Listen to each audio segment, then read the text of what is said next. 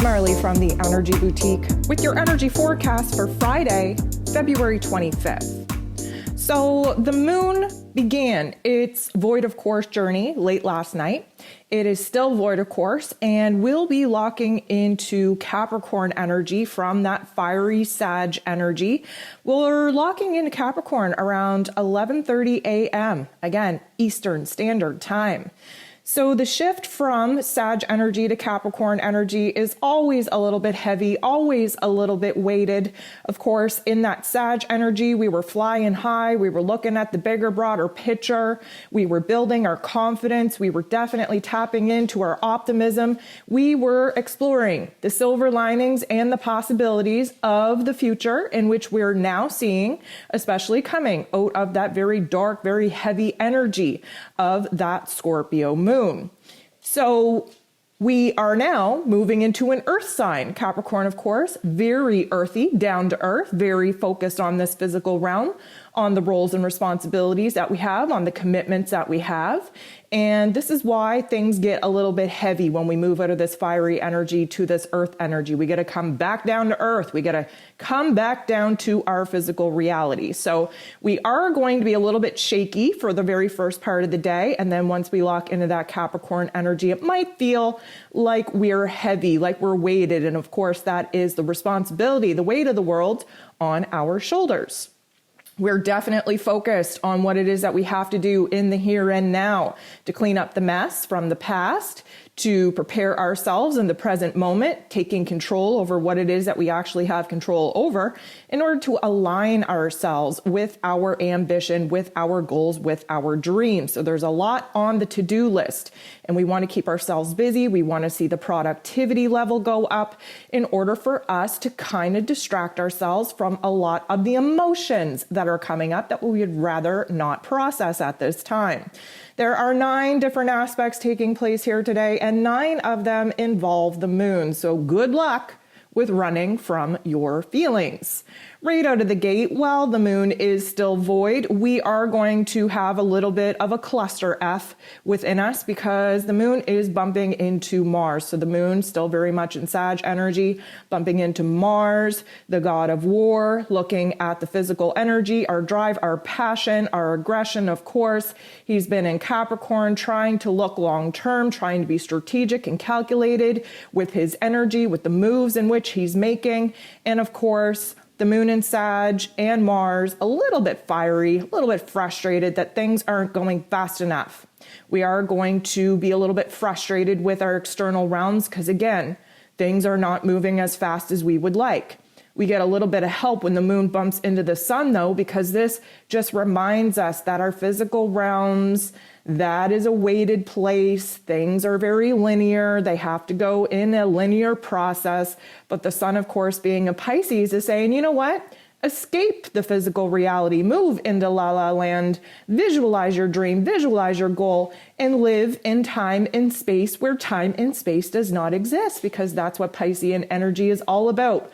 No borders. Everything is everything and nothing at the same time. So if you don't like your physical realm, check out, move into your La La Land realm and make the time pass at a quicker pace. The moon is going to bump into the true node, giving us an opportunity in our physical realms to be activated, to be triggered, to see where it is that we need to make a little bit of a revision to our plans moving forward. That true node is showing us where it is, our destiny point, where it is that we're aiming to be, where it is we want to project ourselves to be. The moon in Sag, though, is a little bit too big, a little bit too overwhelmed, biting off way more than we can chew. And now we have to kind of revisit our plans, re-edit some of those steps, some of that process in order to be a little bit more realistic with what it is that's actually accomplishable. The moon is going to bump into Uranus. And Uranus, of course, the great awakener, likes to inspire us, likes to download us with a new perspective, a new aha moment. But this is a little bit of a friction point because we're hella confused. When we start transiting from that fire energy of Sag into this Capricorn energy, we're very uncertain because it's almost like the dreams that we concocted while the moon was in Sag, they're not applicable to our physical realms. So this Uranian energy, although wants to inspire us and open our minds up, is actually creating a little bit of confusion right now because we're coming back down to earth and we don't know how to translate the dreams, the beautiful horizon that we want for ourselves into our physical realms. The moon is going to semi-square Mercury. And of course, Mercury now up to speed, came out of its post-shadow period yesterday. This is actually the full day where Mercury is on the top of his game. The fog has now lifted. We are reconsidering our vision. We are reconsidering some of the facts, some of the details in which we likely missed while Mercury was trying to come out of his drugged state from being retrograde.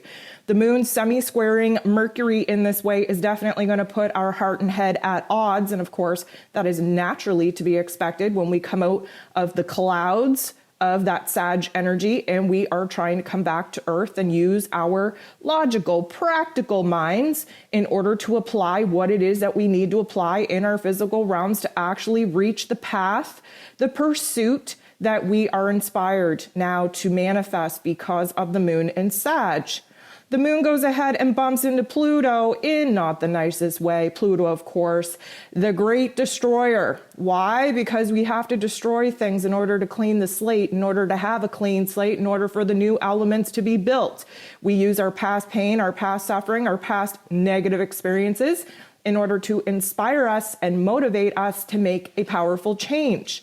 This moon in Sag bumping into Pluto in this way is likely going to manifest in our physical realms as frustration. Use your anger, use your frustration as a roadmap to what it is that absolutely needs to change in your life. Use these negative force emotions in order to inspire you and motivate you to be the catalyst, to boss yourself up and to make the kind of changes to your physical reality that are absolutely necessary so that you don't feel that way anymore. At this point in time, we are going to have a little bit of a shift. This is when the moon moves into Capricorn energy. And the very first aspect that the moon in Capricorn is going to make is a very positive one with Jupiter. So Jupiter, of course, wants us to grow. He wants to push us outside of our boundaries, expand our mind, expand our heart space. Jupiter is in Pisces, asking us to listen to the subtle energies, listen to our intuition, listen to our guides, listen to our higher self, lean all the way in to our spirituality and disconnect a little bit from our physical realm. Now, is the moon in Capricorn going to let us do that? It's going to be a battle. Why? Because the moon in Capricorn doesn't want to think about the past, doesn't want to think about the future, just wants to think about the here and now. But this harmonious aspect with Jupiter is going to allow us just for a moment to float off into La La Land, to capture that dream, capture that vision, understand that, yep, our physical realms don't really look like we're able to manifest that dream, but with the ambitious nature, the very tunnel vision focused nature of Capricorn energy, you best believe that we are going to conjure up a new dream, a new goal that is very realistic, a lot more realistic than the vision we had under the moon in Sag. And we're going to be able to push our boundaries to see where it is in the here and now we can make a couple of moves in order to align ourselves with this vision, with this dream, with this goal. The moon is going to make our harmonious aspect with the true node. Again, the true node is asking us, hey, here's the path you got to get on in order to actually reach your goal. And of course, the moon in Capricorn is all about goals, all about dreams, all about ambition, all about bossing up. This is where we get logical, where we get practical, where we get strategic and calculated in making the plans that we need to make in order to have a step-by-step process to actually stay on track, to be on the path in which we desire to be on, to actually manifest the dreams and goals that we're now inspired to pursue.